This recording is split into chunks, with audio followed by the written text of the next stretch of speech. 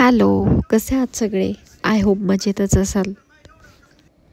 आज धनराजला हॉस्टेलला जायचं म्हणून खूप पटपट आवरून घेतलं आणि त्याच्यासाठी खिचडी बनवायला घेतली, कारण त्याला खिचडी आणि दही खूप आवडतं. मग आज मम्मीनं उपवास पण होता सोमवारचा, तर मग धनराजला पण खिचडी आवडते. मग दोघांसाठी खिचडी बनवायला घेतली आणि खिचडी बनवत असतानाच मामांचा फोन आला की धनराजला हॉस्टेलला उद्या सोडूयात आपण, कारण यांच्या मामाचा मुलगा आणि धनराज हे सोबतच हॉस्टेलला आहेत आणि मग त्यांना दोघांनाही सोबतच सोडवायला जायचे होते. तर ते बोलले की उद्या सोडू म्हणून. मग कॅन्सल झालं. आणि तसे आज माधुरी आणि हेमंतच्या लग्नाची ॲनिव्हर्सरी होती आणि मग संध्याकाळी बाहेर पण जायचं होतं, तर मग आम्ही कॅन्सलच केलं आणि मग त्याला उद्या हॉस्टेलला सोडवायचं असं ठरलं.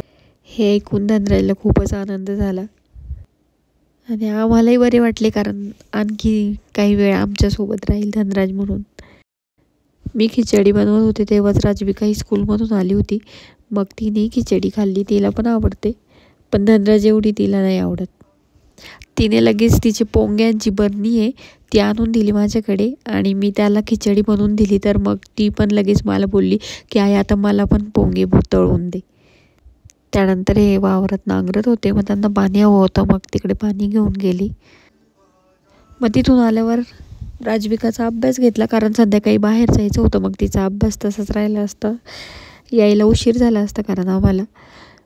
मग अभ्यास झाल्यानंतर मळ्यात गेलो आणि डेकोरेशन करून घेतलं. डेकोरेशन करायचं म्हटलं की धनराज खूप एक्सायटेड असतो.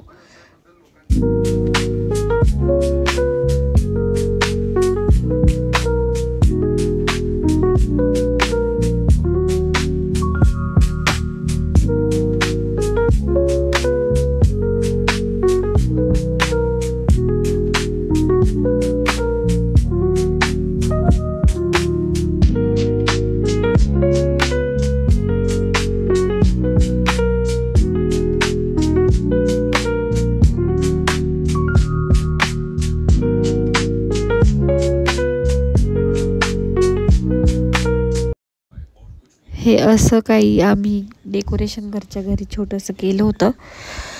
त्यानंतर घरी आलो, कारण मला मम्मी आणि पप्पांचा स्वयंपाक बनवायचा होता. बाकी आम्ही सगळे बाहेर जाणार होतो. मग वांग्याची भाजी बनवली आणि पोळ्या मम्मी बनवून होत्या गरम गरम. पीठ मळून ठेवलं आणि आम्ही सगळ्यांनी आवरलं आणि मळ्यात निघालो, कारण आम्हाला आधी घरीच सेलिब्रेशन करायचं होतं आणि मग बाहेर जायचं होतं.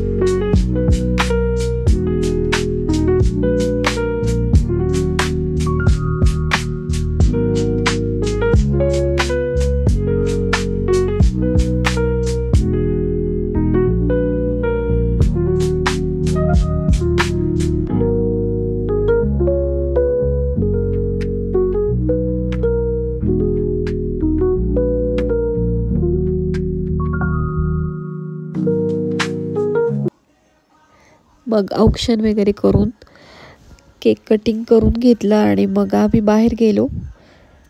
जेवण वगैरे करून यायला आम्हाला बराच उशीर झाला होता. रात्रीचे 10:30 वाजले होते. तर असा होता माझा आजचा दिवस. तुम्ही व्हिडिओला शेवटपर्यंत कंटिन्यू करा. मी थांबते. बाय.